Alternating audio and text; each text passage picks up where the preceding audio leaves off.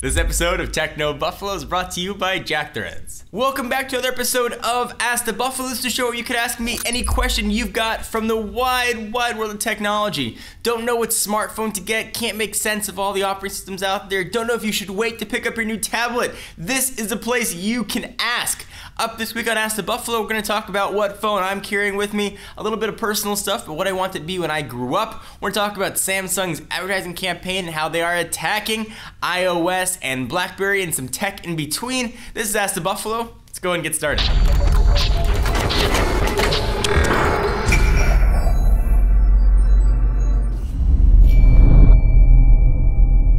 Ethan Seidenberg says, hey John, what phone are you currently carrying with you? And what, counting all current rumors of things like the M7, S4, and iPhone 5S, do you want to carry next and are most excited for? Thanks. Well, the phone I'm carrying with me right now that I'm just starting to test is the new BlackBerry Z10. I'm really excited to use this phone to test it, to see what it's like. I don't get opportunity to use a brand new operating system all that often, to learn the nuances, to learn the shortcuts. It's a lot of fun for me, so I'm really looking forward to sort of digging into this phone and seeing everything it can do. As far as the next generation phones that are coming, all the things I'm hearing about the Galaxy S4 sounds super awesome. I love wireless charging, I think 8-core processor, and whatever it's gonna fart unicorn rainbows. I'm very excited to see what the Galaxy S4 can bring. So Steve asks, hey John, recently Samsung has shared ads that have a tendency to attack competing platforms like BlackBerry and the iPhone. What are your thoughts on this type of marketing? Some say it's okay, while others say it's unethical. Where do you stand in this debate? What of the whole pantheon of things Samsung has done, their advertising I certainly wouldn't say is unethical. The whole point of advertising is to get you to buy a particular product and not buy a competitor's product.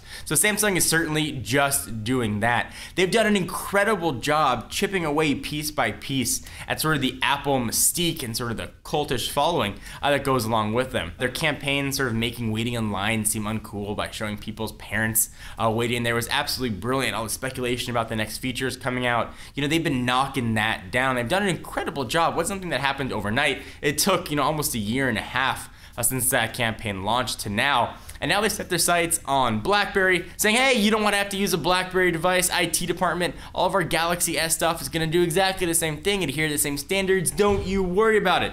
I would say, though, it's been extremely effective for Samsung. They've been selling phones left and right. In the process, have become the world's largest handset manufacturer. So if it ain't broke, don't fix it. I think Samsung's actually doing an incredible job on the advertising front. So over the past few years, you had a chance to get to know me a little bit. Chris Wood wants to know a little bit more. Hey, John, when you were a kid, what did you or even some of the other Techno Buffalo staff want to be when you grew up? Well, for me, it was a few things. First, I always wanted to be a sports broadcaster. I always wanted to broadcast the Laker games. That was always my dream.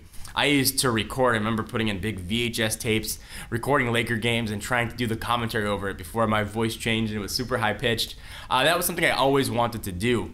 After college, long before Techno Buffalo was even just a dream, I actually lived behind the Fox Sports building. So I made a tape and I kept bringing it by every day, hoping someone would take a look at it. Eventually, a receptionist took it, but I don't think anybody ever looked at it. That was always my dream, was to be a sports broadcaster, but certainly that's not the most realistic of dreams. The other thing that I always wanted to be, and this sounds sort of strange, is I always wanted to go into politics. And I know this is probably a little bit idealistic and that kind of stuff, but I think there are a lot of people out there that are in politics for the wrong reasons. I would love to get a chance to help and get a chance to sort of have my generation's voice be heard. I don't think there's that many folks out there that have a chance to sort of speak and have a platform to share what they want to do in the world. I've sort of always kept politics out of tech, doesn't always work. And I'm sort of right in the middle when it comes to political affiliation. But I always want to try and do some good in this world, and I thought that was a way to try and do it. So hopefully that helps answer your question. Twitter user @RedSharkTibby asks, @John4Lakers, even though it's 0.9 updates away, what are you hoping for in iOS 7? Android widgets perhaps? So all I'm hoping for in iOS 7 is a complete redesign. It's not too much to ask for, right?